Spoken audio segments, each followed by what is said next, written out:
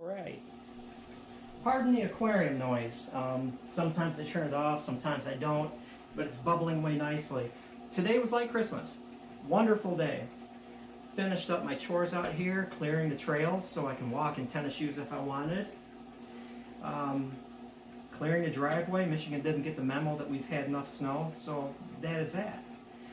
There was a package that arrived at the door. And I think he might have contacted me first on Facebook, I'm not too sure, but John in Arizona wanted to get a bow into my hands that he made so I could critique it. There we go. Kind of akin to turning in a paper, a term paper, and then having it graded. Well, the bow is amazing. It's funny because the string was long. I trimmed it. That was like the only thing that I would change on it. And it looks like one of my strings. But anyway, I don't want you to be afeared of a little follow. It's got a little bit of follow, but on a short bow like this, it's going to happen. Comanches, I think, would get away with that by deflexing the tips a little bit, kind of de-stressing the bow. But no big deal. On a short bow like this, it's going to happen. So that is not a check in the negative column whatsoever. Actually, it has very little string follow. A lot less than you'd expect for a little highly stressed bow like this. I'm untying the string because I want to drive home a couple points.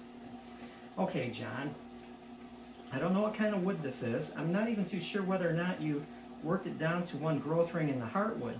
If you did, fine job, really nice job. Is this kind of indigenous to the Southwest? I don't know what kind of wood this is. It has that gorgeous streak running down it.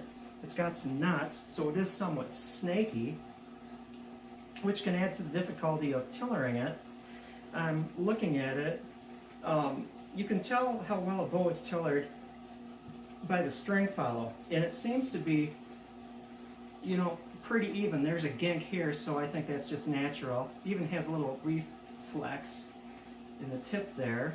So, again, with this reflex, that gink, the knot, which has a gink, it would be a little more challenging to tiller than just a perfectly clean ash stave, but did a good job. Let's see, my critiques, how I would define this. First of all, I love that the curve from the stave, it rounded back, is mimicked on the belly. I like that. It's kind of akin to, you have a country music violin player, right? I'm not saying a violin player. That's classically trained. Listen to him play the music. And then you go to the Cajun side, like Doug Kershaw, who is definitely not classically trained.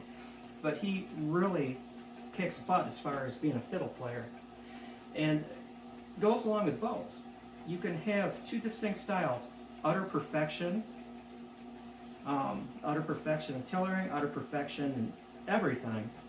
But it doesn't mean that the other way, where it's more kind of free form, that isn't just as good. I mean, good is just a relative. Good is in the eyes of the archer, basically. What I'm trying to say is that this has a very distinct feeling of a native bow.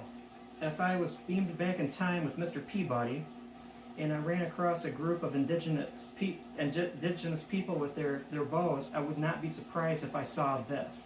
I'd be surprised if they saw one of my paddle bows, you know, the rawhide backing in the painting, but I would not be surprised if I saw this.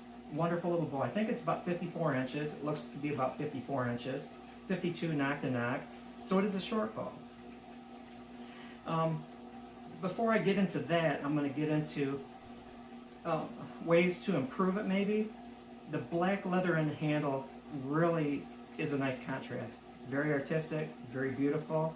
I wouldn't paint it. I wouldn't add mid-limb wrappings. I wouldn't add beadwork. I wouldn't go beyond just, you know, the beauty of this piece of wood. Maybe brain tan buckskin on the handle would add to the native kind of flair. The string is forgiven. You could, of course, put a sinew string, but it's not necessarily an integral part of the bow per se, like the handle would be. Maybe cherry bark, a strip of cherry bark, or the inner bark of hickory. which also makes a good handle material. I've used that before. That's about it. I wouldn't change anything. The finish is really nice. It doesn't feel like grease and beeswax. It might be a shellac. I'm not sure what it is, but it has just the perfect amount of luster to it. And so I wouldn't change anything on it. Maybe he could have signed it. That would have been nice. Now, as far as the short bows, this style of bows, with a tied-on end, being diminutive, not a 28-inch draw, I would caution anyone. This one is perfectly good for sales. I mean, if I sold this, I would feel good about it. But I'd also be very careful who I sold it to. You don't want to put something like this into the hands of somebody that thinks of all bows as fiberglass bows that you can just yank back to 28 inches, because that's how far you draw a bow. Everything is 28 inches. You also don't want to put it into the hands of somebody that is unfamiliar with tying the string on to brace it, because you don't want to have somebody buy it and then brace it to 7.5 inches, because that's how an English longbow is braced. You don't want to put it into somebody's hands that is kind of ham-fisted, which is kind of person that fixes everything with a hammer, because you definitely have to stress the bow while you're stringing it by having the stiffer limb, which I believe is this one. They're pretty even, but I would say this one gets the nod as the stiffer limb. You want to have that on the bottom. You want to have the tip on the ground. You want to have the tip in your hand, the other tip. You want to have your knee dead center in the handle. You want to have the ability to judge the brace height. This is enough right here to keep that string with a properly weighted arrow from tagging your hand. You've done that before, right? That's not fun. Get that big red mark. You want to have somebody that has the ability to draw it. This is a 40-pound bow. I'm just looking at it. I think it can handle 40 pounds, so I'm going to actually measure it, how far you pull back. This is a little low on the low side. I'd knock it up 1/4 of an inch. How far you pull it back to get to 40 pounds, and then that's it. When I sold, because I haven't sold one in a while, a short bow, kind of like this, or a horsebow or whatever, I would tell people, let's say this is 22 inches. It's 52 knock to knock. I'm going to say it's going to be, what's half of that, 26? And I'm going to lower that a little bit. Suppose it's a 22-inch draw. I would tell the people that buy it, take your arrows and take some sinew or thread wrapped in glue and do a collar, a wrap around that shaft, so you know you've got an index. So when you hit 22, that is your draw length. So the risk isn't that this isn't a good bow. It's getting this good bow into the hands of somebody that's familiar with a short bow, a short draw bow. Nice. Well, today was like Christmas. I received a beautiful bow. I love this thing. I'm going to make a set of arrows for it. And I'm thinking river cane with a hardwood foreshaft and goose feather fletchings. I like goose feather. They're a little more difficult than turkey to work with, but I like them because they're dark. And where the river cane ends in the hardwood foreshaft, about 22 inches. I'm going to use that as my index. But another thing in Christmas, just got a call from a working group.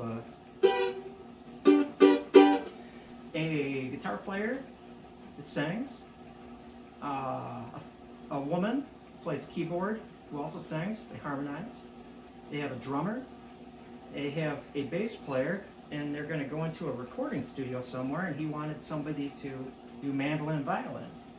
Lay some tracks, don't I sound spiffy? And so that was pretty cool. I like that. I'm going to end this here with a good view of this. Look at the wood on this. John, you did a great job. Thanks for the present, man. Sorry I couldn't give you more criticism. I guess maybe brain tanned buckskin leather. Hickory or cherry handle wrap. Sign them. Sign your bows. You're doing a really nice job here. Sign your bows. That's it.